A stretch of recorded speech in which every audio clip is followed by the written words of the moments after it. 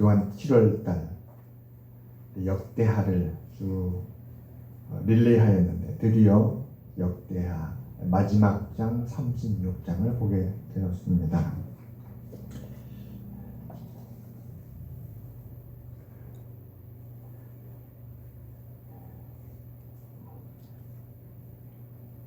릴레이 오늘부터 이제 역대하 36장 그리고 내일부터 디모데전서를 우리 하게 됩니다. 하나님께 감사합니다. 역대상, 역대하, 또 그 앞에 열왕기하, 열왕기상, 또 그 앞에 사무엘하, 사무엘상, 쭉 역사를 보아왔습니다. 참 긴 시간이었지만 그러나 그 이스라엘의 역사를 우리가 함께 보아왔다는 것이 너무나 감사합니다.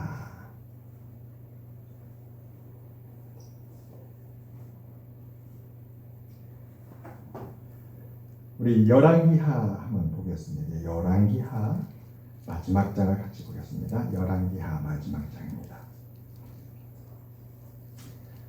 열왕기하 25장이 마지막 장인데요. 25장 27절부터 30절도 함께 보겠습니다. 열왕기하 25장 27절에서 30절입니다. 우리 구약성경 608페이지, 609페이지입니다. 우리 열왕기하 25장 27절과 30절. 그래서 열왕기하 마지막 장과 역대하 마지막 장을 우리 함께 보면 이스라엘의 역사의 마지막을 하나님은 어떻게 우리에게 말씀하고 있는가를 함께 볼 수 있습니다. 유다의 왕 여호야긴이 사로잡혀 간 지 37년, 곧 바벨론의 왕 에윌무로닥이 즉위한 원년 12월 그달 27일에 유다의 왕 여호야긴을 옥에서 내놓아 그 머리를 들게 하고, 우리 28절입니다. 28절. 그에게 좋게 말하고 그의 지위를 바벨론에 그와 함께 있는 모든 왕의 지위보다 높이고, 29절입니다.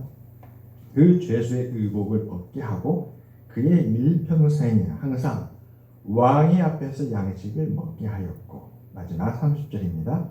그가 들 것은 날마다 왕에게서 받는 양이 있어서 종신토록 끊이지 아니하였더라.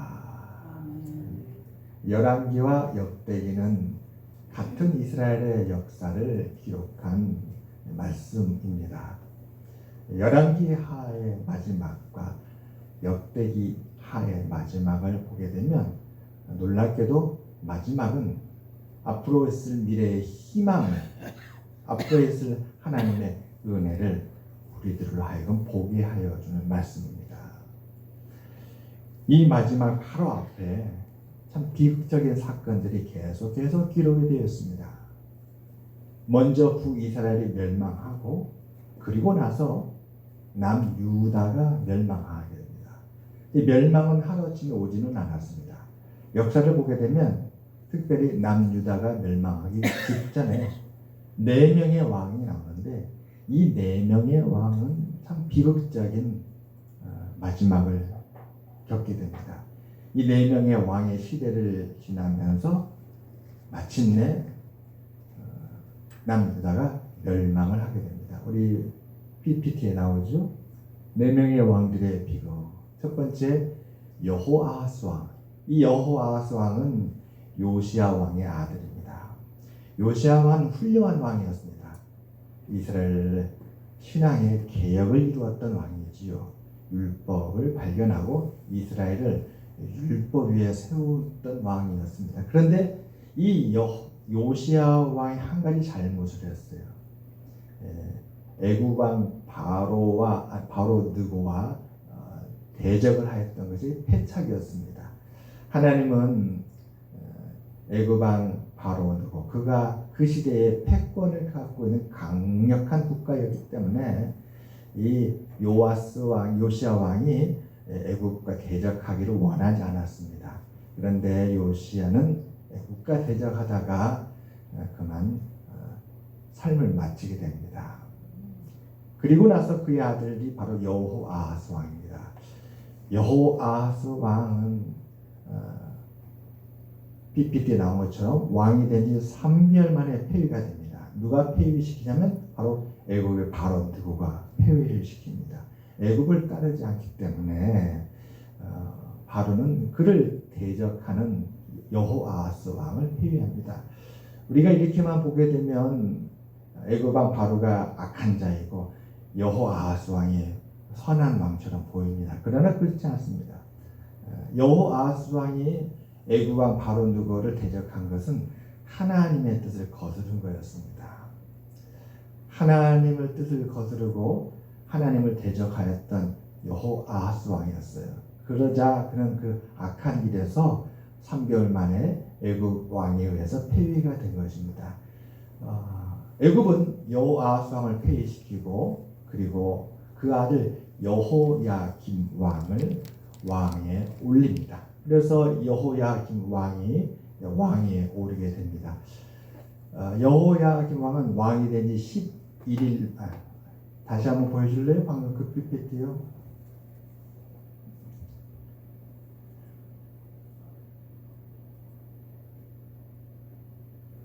왕이 된 지 11년 만에 바벨론 왕에 의해서 바벨론을 끌려갔다 이렇게 되었습니다. 사실은 왕이 된 지 9년이 되었을 때에 이 여호야김 왕이 바벨론을 배반을 하자 바벨론 느부갓네살 왕이 남유다를 침공해서 예루살렘을 포위합니다. 그리고 그 전쟁이 2년간 지속되는데 2년 만에 성이 함락되고 여호야김 왕은 바벨론에 끌려간 것이지요. 그래서 그렇게 끌려간 후에 바벨론은 여호야김 왕의 아들 여호야긴 왕을 왕에 세웁니다. 여호야긴 왕은 바벨론이 세운 왕입니다. 그때 나이가 8살, 참 어린 나이였죠. 8세 왕이 됐는데 그 비극적으로 3개월 10일 만에 바벨론에 끌려갔다고 되어 있어요. 여호야긴 왕이 바벨론 왕을 섬기지 않고 거역하니까 바벨론 왕이 그를 바벨론으로 끌고 갔는데 왕이 끌려갔으니까 왕이 있어야 되잖아요. 그래서 남유다의 마지막 왕이 누가 됐냐면 바로 시드기야 왕이 됐습니다. 그는 8세의 왕이 된 어린 여호야긴 왕의 숙부였습니다. 숙부였어요. 그래서 숙부인 시드기야 왕을 여호야긴을 대신해서 왕에 세웠습니다. 처음에는 시드기야 왕이 바벨론을 잘 따랐습니다. 그러나 시드기야 왕은 악한 길로 갔어요. 하나님의 뜻을 따르지 않았습니다. 그리하여서 결국 시드기야 왕은 바벨론을 대적하게 됩니다. 그래서 느부갓네살 왕이 군대를 끌고 성을 포위하게 됐는데 밤에 야방도주를 하게 됐죠. 야방도주를 하고 군대를 이끌고 밤에 성을 빠져나가서 도망을 치는데 그만 잡히고 맙니다. 갈대아 이 바벨론 군대가 쫓아오니까 시드기야 왕을 보위하고 도우며 왕을 따랐던 군대들이 어느 순간에 다 흩어져 도망가 버렸어요. 그래서 시드기야 왕 혼자 남게 되었는데 그때 이 바벨론 군대가 추격해 와서 붙잡히게 되고 참 가장 비극적인 비극을 맞이하려는데 그의 두 눈앞에서 아들들이 죽고 그는 두 눈이 뽑히고 그래서 바벨론으로 끌려갔던 것입니다. 이것이 열왕기하 역대기하 마지막에 나오는 남유다의 비극입니다. 그런데 하나님은 열왕기하와 역대기하 두 역사를 이 비극으로 끝나지 않게 해줬습니다. 이 비극이 끝이 아니었어요. 마지막은 참 감사하게도 하나님께서 소망의 빛을 비춰주셨던 것이었습니다. 우리 저 PPT에 보게 되면 8세의 왕이 되어서 3개월 10일 만에 끌려간 여호야긴 왕입니다. 이 여호야긴 왕이 8세에 끌려가서 37년 동안 바벨론 감옥에 갇혀 있었는데 이 37년 후에 어떤 일이 일어났는가가 바로 열왕기하 마지막의 기록입니다. 놀라운 것은 느부갓네살 왕 우리 잘 아시죠? 다니엘서에 많이 나옵니다. 이 느부갓네살 왕이 죽고 그 뒤를 이어서 왕이 된 에윌무로닥이라는 그 왕이 되는데 그 왕이 명령을 합니다. 37년 동안 감옥에 갇혀있던 여호야긴 왕을 감옥에서 놓아주도록 명령합니다.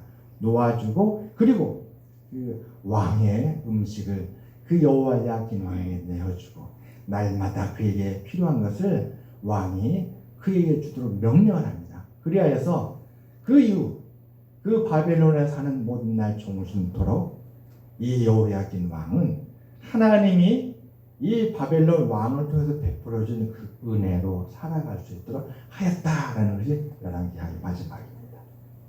또 역대기하의 오늘 말씀의 마지막은 더 큰 소망을 하나님께서 우리에게 말씀해 주십니다. 그것은 바벨론이 남유다를 멸망시킬 때에 어떤 일이 일어났냐면 그냥 나라가 무너진 것이 아니라 바벨론 왕이 모든 성전을 다 불태워버립니다. 그리고 그 예루살렘 성전에 있는 모든 기물들은 다 바벨론으로 다 빼앗아갑니다. 뿐만 아니라 그 예루살렘 성을 곳곳마다 불태우고 수많은 사람들을 다 포로로 끌고 갑니다. 그래서 다 끌려가죠. 우리 다니엘도 바로 그렇게 해서 끌려갔던 것이었습니다. 성전이 무너지고 회파되었습니다. 성벽도 다 무너져 버렸습니다. 그렇게 폐허가 된 나라가 되었는데 오늘 역대기의 마지막은 하나님이 메데파사라는 페르시아 제국의 고레스 왕의 마음을 감동시켰다는 거예요. 왕의 마음을 감동시켰습니다. 이방인의 마음을 감동시켜서 이 고레스 왕이 명령하게 한 것입니다. 조서를 반포하는데 예루살렘에 무너지는 성전을 재건하라.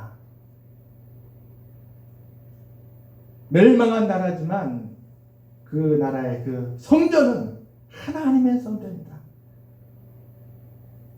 하나님의 성전을 다시 무너져버리고 불태워져 버렸던 그 성전을 다시 건축하라고 고레스 왕이 명령했다는 것이 오늘 역대하 36장 마지막의 말씀입니다. 우리가 역사를 읽어가다 보면 참 비극적인 역사가 많이 있습니다. 우리나라도 조선말 대한제국의 역사를 보게 되면 너무나도 비통합니다. 어떻게 그렇게 우리나라가 국권을 상실하고 강탈당했는지, 일제가 우리나라의 온 국토를 다 훼손하고 우리의 정신마저 말살하려고 일제 36년 동안 얼마나 수탈을 했는지 모릅니다. 역사가 이것이 끝이라면 희망이 없는 것이지요. 하나님은 피폐하고 멸망한 이스라엘 역사의 마지막에 하나님께서 빛을 비춰주셨습니다.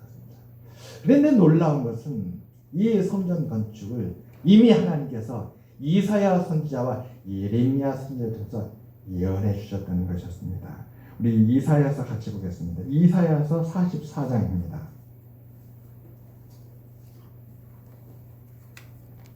이사야서 44장. 하나님께서 이 일을 성전의 건축을 어떻게 하나님께서 예언하셨는지. 이사야 44장 28절입니다.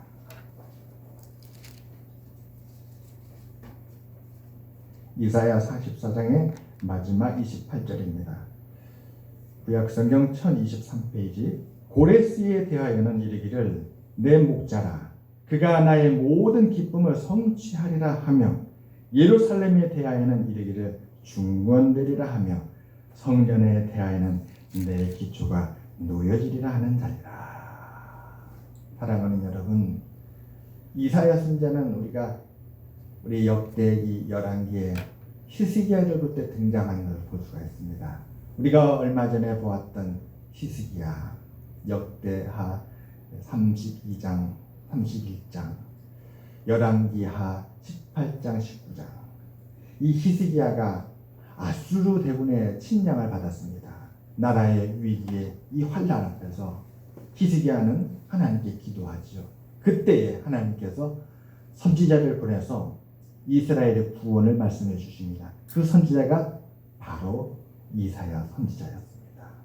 히스기야 때에 활동했던 그 이사야 선지자. 그런데 하나님은 그 이사야 선지자를 통하여서 먼 훗날 남유다가 멸망하고 포로로 끌려가서 저 바벨론에서 70년간 포로 생활을 마치기까지, 그리고 그 70년 후에 하나님께서 무너진 성전을 다시 재건할 것을 이사야 선지자가 예언하였던 것이었습니다.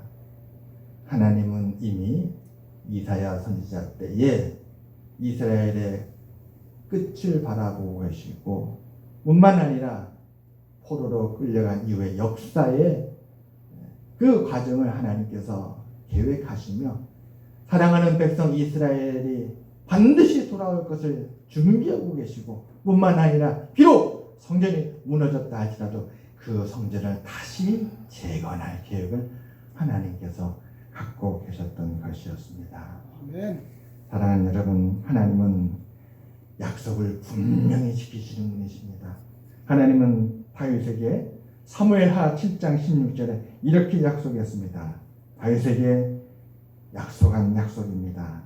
내 집과 내 나라가 내 앞에서 영원히 보존되고 내 왕위가 영원히 견고하리라. 그래요. 우리는 하나님의 약속이 있는 성도인 줄 믿습니다. 때로는 우리의 삶이 우리 계획대로 되지 않냐고 우리의 삶이 흔들릴지라도, 그러나 이 삶의 환경이 우리의 인생을 결정하지 않습니다. 우리의 삶은, 우리는 그리스도 예수 안에서 하나님의 약속 가운데 살고 있는 줄 믿습니다. 하나님의 약속은 오늘도 분명합니다. 내 집과 내 나라가 내 앞에서 영원히 보존되고 내 왕위가 영원히 견고하리라. 그래서 하나님은 이 약속을 다시 지키시기 위해서 사랑하는 이스라엘 백성들을 버리지 않으셨습니다. 포로로 살면서 고통하던 그들을 위해서 하나님은 무너진 성전을 다시 건축할 계획을 갖고 계셨던 것이었습니다. 그리고 고레스 왕의 마음을 감동시켰어요. 어떻게 이방 그 페르시아 제국의 왕이 하나님에 의해서 감동될 수 있을까요? 이방인은 하나님의 말씀에 어떻게 그 마음을 열 수 있을까요? 놀라운 일입니다. 하나님께서 그렇게 하셨다는 것이었습니다. 그리고 이를 이미 하나님은 이사야 때에 예언해 주시고 그 날을 바라보고 계십니다. 우리가 하나님과 마주할 때에 하나님은 우리의 삶의 전생을 바라보고 계시며, 우리가 하나님을 마주할 때에 하나님은 우리의 삶의 알파와 오메가 되사 우리의 전체를 보고 계시는 줄 믿습니다. 이러한 하나님의 은혜와 사랑이 우리를 향한 섭리라는 것이 얼마나 우리를 평안케 하는지 모릅니다. 나의 생각, 나의 뜻이 내 삶의, 우리의 삶의 전부가 아니라 하나님의 깊은 은혜와 자비하심과 그분의 계획이 우리의 삶의 전부라는 것이 얼마나 큰 평안인지 모릅니다. 이 은혜가 우리 모두에게 늘 함께하는 것을 믿습니다. 아멘. 두려워 말라, 내가 너와 함께함이라. 놀라지 말라, 나는 내 하나님이 됨이라. 내가 너를 붙들리라, 나의 의로운 오른손으로 너를 붙들리라. 아멘. 그래요. 하나님께서 우리 교회에 우리 장로님을 세워주셔서 얼마나 감사한지 몰라요. 우리 발인 예배 끝나고 나서 그날에 있었던 일을 함께 마음으로 생각을 해보는데, 사실 저는 발인 예배 때 많이 지치고 힘들었습니다. 교회 공사하면서 피곤이 막 누적돼가지고 올해 3월달 화장실 공사부터 쭉 3월, 4월, 5월, 6월, 7월 저도 힘들더라고요. 근데 때마침 우리 발인 예배 때 우리 장로님께서 오셔서 기도를 해주시는데 제 마음이 너무 감사했어요. 제 부족한 것을 우리 장로님을 통해서 하나님께서 채워주셔서 하나님의 은혜가 우리의 마음에 다시 평안을 주시고 또 힘을 주셔서 너무나 감사했습니다. 그래요. 하나님 우리 가운데 역사하시는 분이십니다. 우리가 부족한 것을 하나님께 다 아십니다. 어떻게 그렇게 또 오늘 우리 앞에 한신 아파트에 사시는 분이 와서 같이 예배드릴지를 꿈에도 생각 못했는데 함께 예배드렸잖아요. 근데 저는 오늘 오전 예배를 드리면서 오늘 이 오전 예배를 우리 원로 목사님이 인도해 주시고 말씀해 주시는 것이 너무 감사했어요. 어쩌면 그렇게 우리에게 필요한 말씀을 하나님께서 원로 목사님을 통해서 다 전해 주시는지 저는 로마서 그 말씀이 생각났습니다. 모든 것이 합력하여 선을 이룬다. 그래요. 하나님의 은혜가 우리 모두에게 항상 떠나지 않는 걸 믿고 우리도 어떠한 일이 있더라도 희망을 놓지 않냐고 하나님을 바라보면서 믿음으로 살아가시기를 주님의 이름으로 축원합니다. 아멘. 기도하겠습니다. 하나님 아버지여 감사합니다. 오늘 이 귀한 자리 특별히 오늘은